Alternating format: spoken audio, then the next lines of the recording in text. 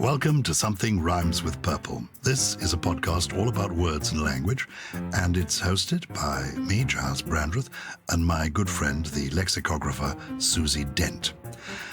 Susie, are you happy living in the 21st century? Yes, I am. It's funny, when I was learning languages, I pretty much spoke French and German like an 18th century Beaumarchais or like Goethe or whatever, because I was reading so much old stuff. I wasn't really, I don't think, immersed in the modern vernacular. So I think whenever I spoke to someone who was German or French, I probably sounded totally ridiculous and used words that nobody ever heard of. But I think tech-wise, I would say I'm quite tech savvy. I would like to think, I think having kids, having teenagers who are totally immersed in that world, I think you have to keep up. So I like to think I'm quite savvy on the tech side. How about you? Well, I really would like to be living, I think, if not in the Elizabethan times, probably not then because of the sanitation and also the shortness of life. I think I'm a natural Victorian, possibly an Edwardian, 1880s, 1890s, first decade of the 20th century. This would be the ideal time for me. The 21st century, I really am finding very difficult. I do not wish to learn another ghastly password. I really don't. I'm honestly, it is a nightmare. But I also realize that if you resist change, you become unhappy. Change is essential, change is inevitable. So don't fight it. And also the new technologies are brilliant.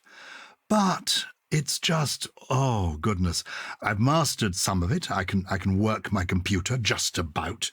I do Twitter. I've mastered that sort of. Instagram, I haven't really mastered. I don't quite know what I'm doing. I'm constantly double deleting myself. I don't need people to cancel me for anything unfortunate that I say because I'm busy deleting myself. Cancelling yourself. I'm cancelling myself. And I have never known you to use an emoji in any message to me whatsoever. Have you ever used one? Only to illustrate how banal they can be, though there are some very, very brilliant ones. I do remember having a conversation with some young people. It was last Valentine's Day or the Valentine's Day before, when we were still seeing people at Valentine's Day, and I was talking to them about love letters. And these were students. These weren't children. These were university students. And they didn't know what a love letter was. One of them thought that a love letter was a kind of contraception. I said, no, I think that's a French letter. They didn't know what a French letter was. I said, well, that's a period thing. Forget it. No, don't go there. We're not going there today, I promise you. We'll do another episode on contraception, maybe. They had no idea. This is reminding me of Rishi Sunak saying all sorts of kind of things unwittingly to a group of students. He just got in a hole and then he just... What did he say? What did poor man? Dug deeper. I think he was saying things like, I love Coke. And actually what he meant was Diet Coke. And then the more he tried to explain himself, the worse it got. Oh, gosh, poor man. Well, I've done that before, where I've talked about how I love the Irish word crack. And I declared to the Countdown audience with my hands literally up in the air, I love crack. So, so he's not alone. And crack is spelled C-R-A-I-C, isn't it? And that means the atmosphere, that wonderful Irish word. The fun. The spirit. Anyway, these young people didn't know what love letters were. And so I said, well, how do you tell somebody that you fancy them? They didn't know about writing letters. And they said, send them an emoji, smiley face. And I said, if you really fancy them, what do you send them? Oh, a smiley face with the tongue hanging out. I thought, no, I'm not going there. So I haven't really used emojis. I just about can use my computer. Well, let's start. Let's do some tech words today. Computer. Yeah. Where does the word computer come from? Who invented the computer? Well, don't tell me that because that's probably too complicated. But why is it called a computer? Well, the very first meaning of a computer was somebody who made calculations or computations. So it was a calculator in human form. And in fact, that was the first meaning of calculator as well. And computer would also make calculations in an observatory, for example. So 1613 is the example that is first given in the OED. And it says, I have read the truest computer of times and the best arithmetician that ever breathed. And he reduceth thy days into a short number. So that was the very first meaning of computer. And obviously as technology moved on, then that did as well. But the idea was always about making calculations and computations. And the computer that we know, the machine that does this computing, that's a 20th century invention. And when I was a child, they were huge. Computers filled whole rooms, buildings. One computer would fill a building. Yeah, well, you have to think of Bletchley Park, I suppose. When did it come to mean that? Is it the 1930s, 1940s? Well, by the 1960s, I think you would find that those huge early electronic computers, which, as you say, were cumbersome and they employed huge numbers of vacuum tubes and needed huge amounts of electricity. By the 1960s, those had been replaced by transistors so they could get a bit smaller. But the first mention of a computer in the modern form in the OED is 1945. So within the computer, well, when I first got a computer, we had things like a mouse to make it work. Now I use my finger on a pad, but there was a mouse. And I suppose it was called a mouse because it looked like a mouse. Is that right? Yes, and it kind of scurries around the mouse pad. And I know what you're going to ask me next, but I'll let you ask me anyway. Yeah, what is the plural of mouse? Is it mouses? Is it mice? Is it meese? Okay, well, the dictionary, as you know, likes to cover all bases. And it says people often feel that the computer mouse needs its own distinctive plural. But in fact, the ordinary plural mice is commoner than mouses. And the first recorded use of mice in the plural, meaning the computer mouse, is 1984. Very good. So I've got my computer, I've got my mouse, I've got my screen. That's obviously the word screen is for a screen. Is there any interesting etymology with the word screen? No. I don't think so, but one of our listeners has come up with a brilliant question about the word monitor, so we'll come to that at the end. Okay. Well, thank you. Give me some more words from the world of computer science.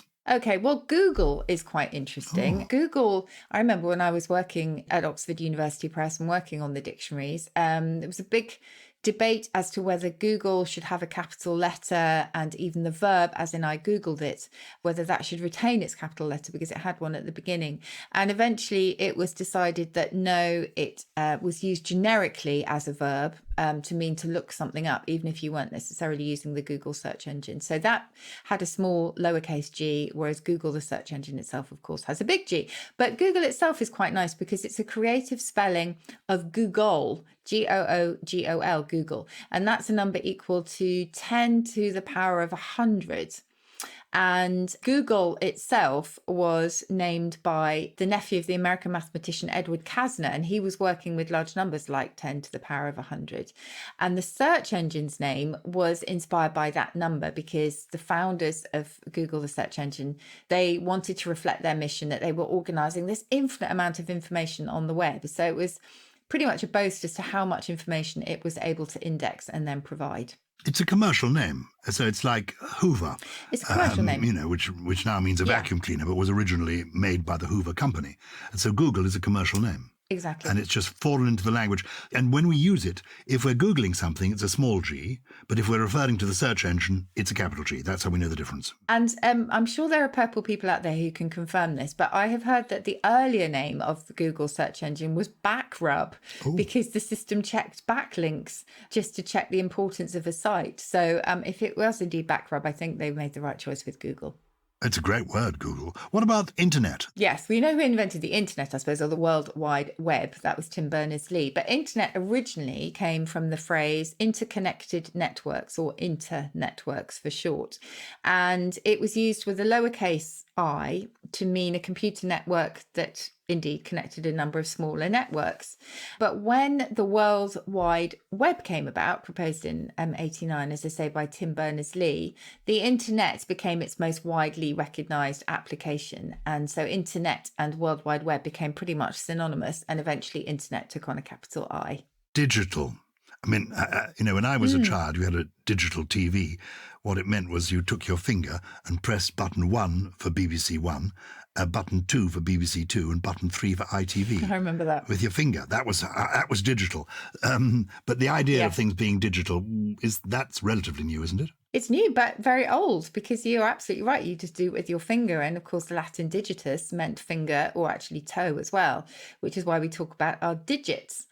And so it's got a kind of secret hand behind it, really. So go all the way back to digitus, meaning a finger, and then counting numbers with our fingers led to the idea of a digit, which was a number below 10. And there it stayed really for centuries. And then in the 20th century, it became hugely significant and widespread because it was all about counting, obviously to much larger numbers, but it became as explosive as it did as a direct result of the invention of the modern computer. But it does all go all the way back to counting on your fingers. And the phrase World Wide Web, when is that first used?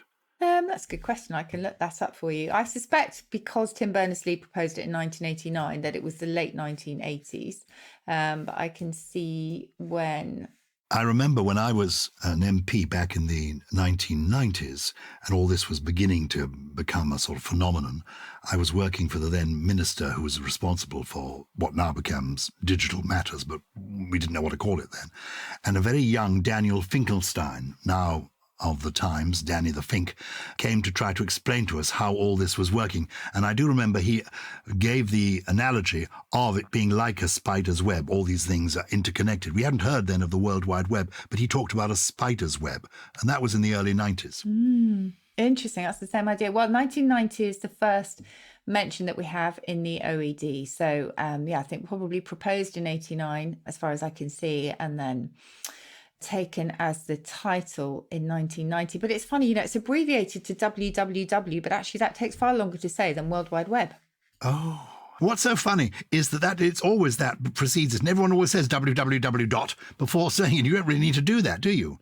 You don't need it. You don't. And you don't need the http:// thing either. But really, people put that in all the time. And people say to me, what's your website? And instead of simply saying gylesbrandreth.net, I go through all that http, and by then they've forgotten what it is. Oh, it's ridiculous. By the time they put the phone down. What about Wi-Fi? So Wi-Fi is, that term was actually created by a marketing company, apparently, for wireless fidelity. Oh, Wi-Fi. Some people say Wi-Fi, don't they? Or maybe that's just describing me. I've never heard anyone say Wi-Fi. A bit Wi-Fi. Wi-Fi. Very good. I've never heard that. Go on. Give us some more. Okay, so bug, I like, because we all talk about a bug in the system, don't we? There's the really commonly believed story behind this term, and that's that it happened just after the Second World War when a moth caused a fault in a Navy computer. And indeed, you will find that moth exhibited in a museum together with a logbook, actually. But the joke in the logbook by the technician was that the actual moth taped to the page was the first actual case of bug being found, which gives us a clue to the fact that people talked about metaphorical bugs for some time before. In fact, the first evidence in the OED is from the inventor Thomas Edison, and an article in the Pall Mall Gazette, this is 1889, which notes that Mr. Edison, I was informed, had been up the 2 previous nights discovering a bug, in quotes, in his phonograph, an expression for solving a difficulty and implying that some imaginary insect has secreted itself inside and caused all the trouble. So that moth was not the first bug. It may have been the first physical one to cause a stir, but actually the metaphorical kind had been around for a little while before. Bugs put into your system possibly by hackers. Where does the hacker come from? Well, the hacker is quite interesting because it's kind of gone in and out of fashion. I think some people have thought hacker is actually quite negative, really. I mean, if you look at, obviously, in the OED, the first meaning of hacker is somebody who kind of goes around chopping things and equally murdering people, which you don't want. And I think for a while, hackers called themselves crackers because actually they were cracking codes, etc. They were code breakers rather than people who were willfully intent upon destruction. So I am going to look it up in the OED for the first mention here of hacking in a computer sense. This is quite interesting because we still talk about life hacks, so effective solutions to problems in life. And this looks back to 1972, an inelegant yet effective solution to a computing problem. So it's a workaround, a shortcut. And that sense comes before the attempt of gaining unauthorized access or control over a computer system. That was 1984. So that's quite interesting. And that was used as a verb. And I think, again, it was the idea that you were hacking your way through a dark forest, something impenetrable, and getting to somewhere you weren't supposed to go. Very good. Lots is happening out in the cyberspace. I hear about that. Cyber is C-Y-B-E-R, isn't it?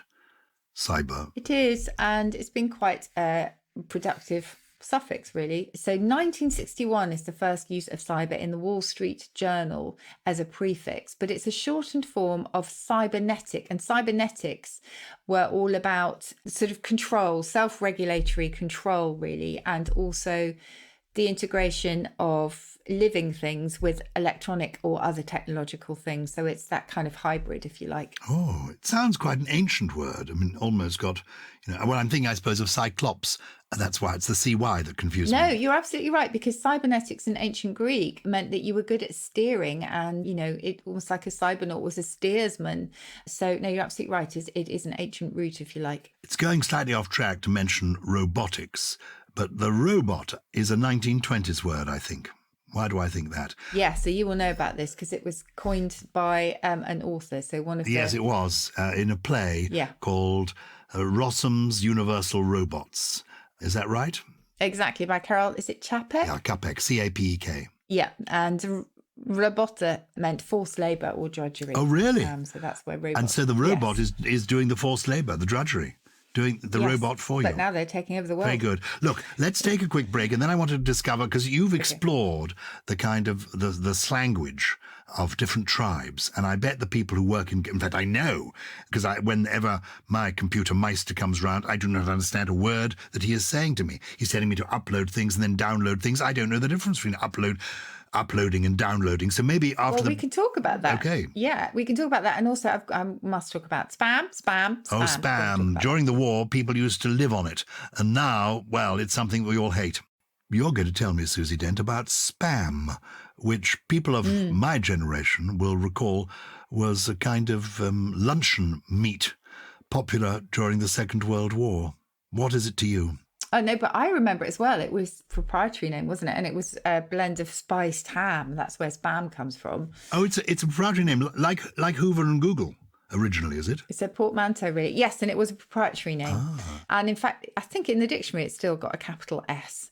So I remember spam, and I remember luncheon meat and corned beef and all that stuff. But spam, as we know it in the computing sense, is not the sort of rubbery pink thing that we used to eat, although they do have things in common. So it actually goes back to the Monty Python sketch, if you remember, which is set in a cafe, and the menu is just entirely spam centric. Everything is spam. And so in true Monty Python fashion, the characters, and there's like a chorus of Vikings, etc., they break out into a song, and it consists almost entirely of spam. So they literally are spamming their conversation, if you like.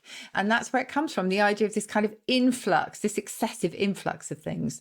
But in that case, it was an excessive influx of literal spam. How amazing, a television series that gave a word that has become universal. That's fantastic. Now well, we know people who work in computer science, they have a lingo that is all their own. My computer meister sometimes tells me to download things, and then occasionally says upload. Is there a difference between downloading and uploading? Do you know who we need for this one? Is Gully. Would be great. Should we bring Gully in? Oh, people don't believe that Gully exists. They think he's some character we've created. Here he is. There is Gully. What a good-looking lad he is. Hello, purple people. Gully, as the best person to ask about this thing, please can you tell us the difference between uploading and downloading? I mean, I sort of get it, but I don't think I could give you a good definition. So, yeah, the word load is just the same as we use in everyday life in terms of, you might load the car, but instead of groceries, we're just talking data. And to upload just means to send data to arrive at another destination. And to download is just to receive data from another destination. That's usually just the cloud or a remote network. Yes, download and upload is just quite interesting because as verbs, Gyles, they actually originated in the military. So to upload was to put something in an aircraft cargo, and to download it was to take it off an aircraft. But as a noun, download has always had a computing sense. But I love the way that all of these quite often are rooted in really old expressions. So we talk about rebooting all the time without knowing that actually we're talking about pulling ourselves up by our bootstraps because of the similarity to the kind of pulling up your bootstraps and getting going, and a computer running by loading some software, and that software must be run before anything can be loaded. So it's the idea of literally pulling something up and getting going. I love that. But shall I give you a few more of the ones that I collected? And Gully, you can butt in because I don't know if you use any of these. I suspect you might use this of me and Gyles when we're not listening, which is picnic. Oh. problem in chair, not in computer. In other words, I like that. It's us. Also, there's all sorts of words for that stupid spinning cursor in Windows where you've got the kind of round ball the ball of doom on the Mac. What's the it called? donut of doom, the beach ball of death. Loads of those. There's a Higgs boson, which is a hypothetical bug that's cited when the IT person hasn't a clue what the real problem is. There is baklava code, a code with too many layers, a sausage code, which is one which once you know how it's made, you never want to use it again. And mouse arrest, I don't think anyone actually uses this one, but I like it. Mouse arrest is getting caught out for violating an online service's rule of conduct. You are under mouse arrest. I love all those, certainly amongst the tribe that I spoke to, but may not be universal. Well, look, we answered a listener's query because somebody wrote in to say, does Gully really exist? And now you've actually heard his voice, and we're going to try and get him to come to one of our live podcasts. We're doing a number of live podcasts later this year and in the spring. You go to tiltedco.com to find out more about those, where you can find us, which will be fun. I think we're going to be in Newcastle as well as London, all over the place. So, and Gully may turn up at one of those. So thank you, Gully, for your guest appearance. People do write in with requests of all kinds, and we've had some amusing correspondence this week.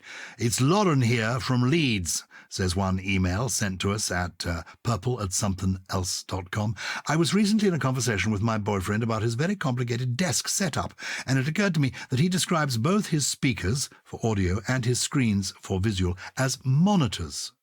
Why is this, and what's the connection? Monitors. Yeah, it's interesting. Well, again, monitor, a really early word, old word. It actually goes back to the Latin monere, meaning to warn. So a monitor originally was a reminder or a warning of something. And you'll find that monere in admonish, in monster, actually, because a monster was a kind of warning or a portent of something evil to come. The monitor lizard, because the way it reacts can warn people of the presence of a venomous creature, and so on. So it's all the idea of noticing something and respecting it as a warning. So to Lauren's question as to why it was used, that it's used for this text. So a television receiver used in a studio to select or verify the picture being broadcast was called a monitor, which is why we then talk about a screen as being a monitor. So the idea is that you're using it to verify the picture or to sort of, study something.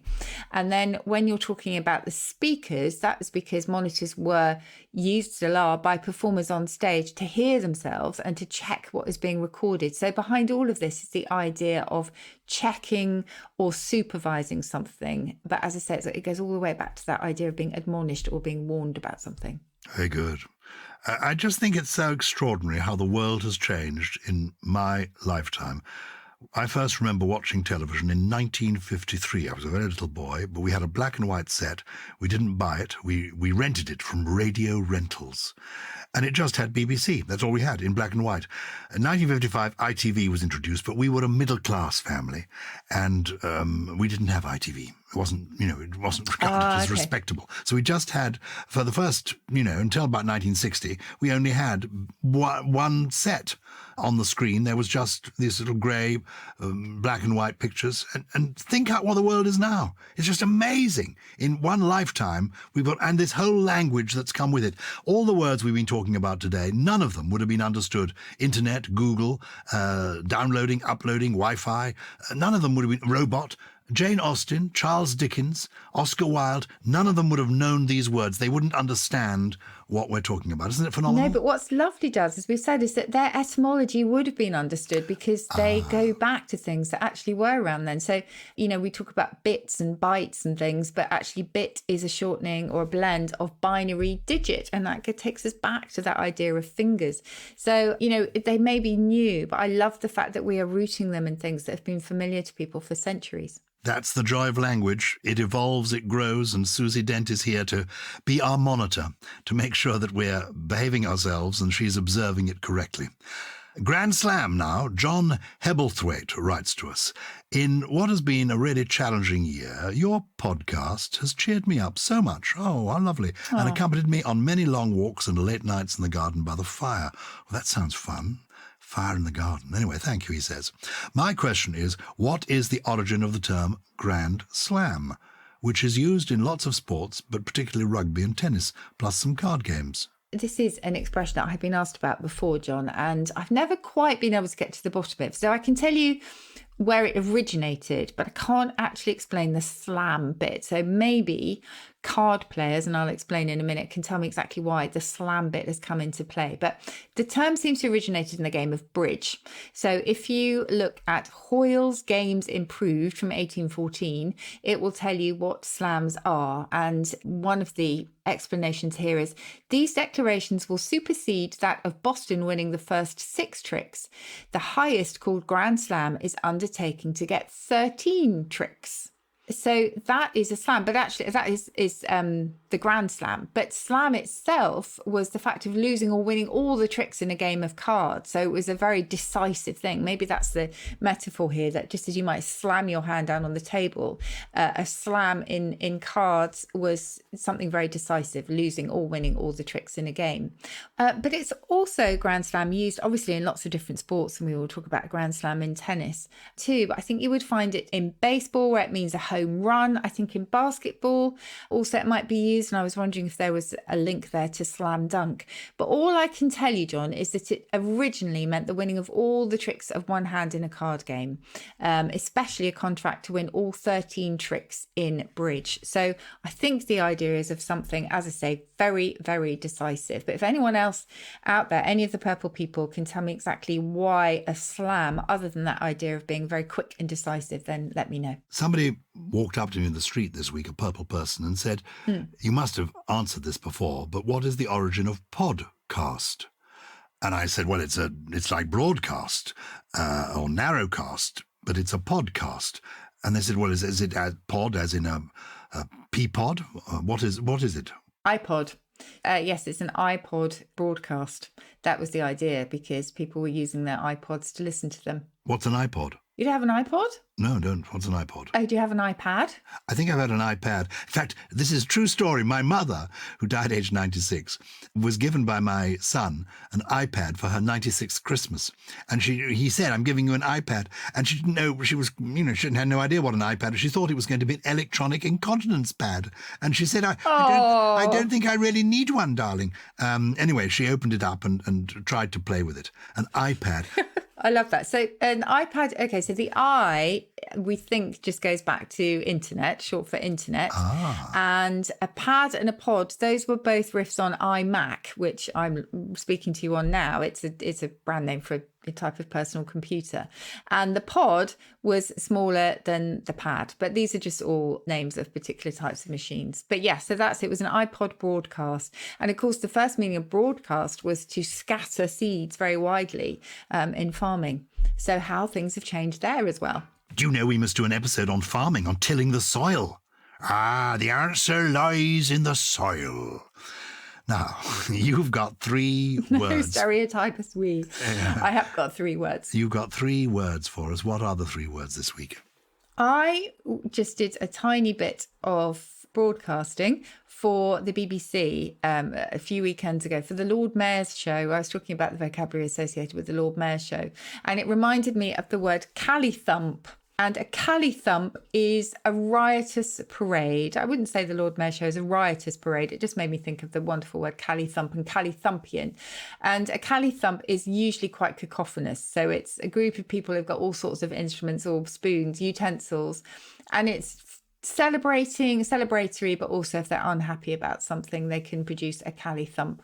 And did you know, Gyles, when I looked into this, there was a word, the Gally-thumpians, which is recorded in the 18th century, and they were a society of social reformers, and they used to regularly disturb parliamentary elections, the Gally-thumpians. Wow, the Gally-thumpians. No, I'd never heard of them. No, okay. I had not heard of them either.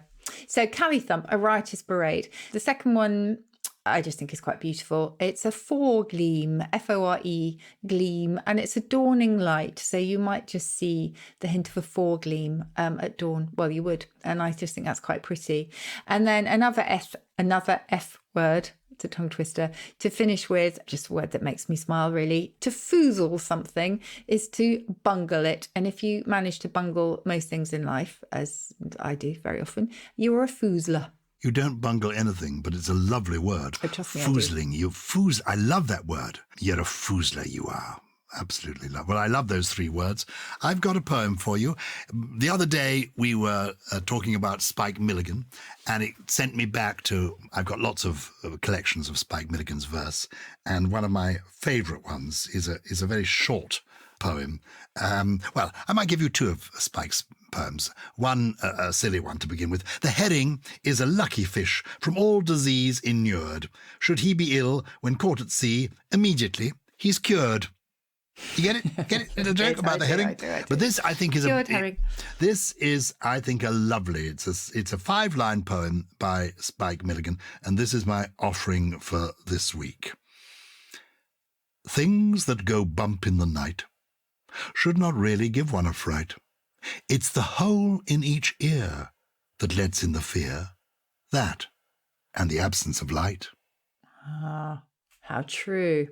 These are brilliant for kids, aren't they? Yeah, they're brilliant for kids of all ages. I think we should keep in touch with our, I want us to go skipping around. We don't skip, you and I, enough. We skip in our minds, but we should be... I do skip with my kids. Quite often they will challenge me to skip with them down a very busy street, and I will always do it just to defy their expectations, because I just think, what the hell? Good. That's the attitude. We want more skip. That's what we want for Christmas. We want the purple people skipping. Yes, a big frolic. That was what we need.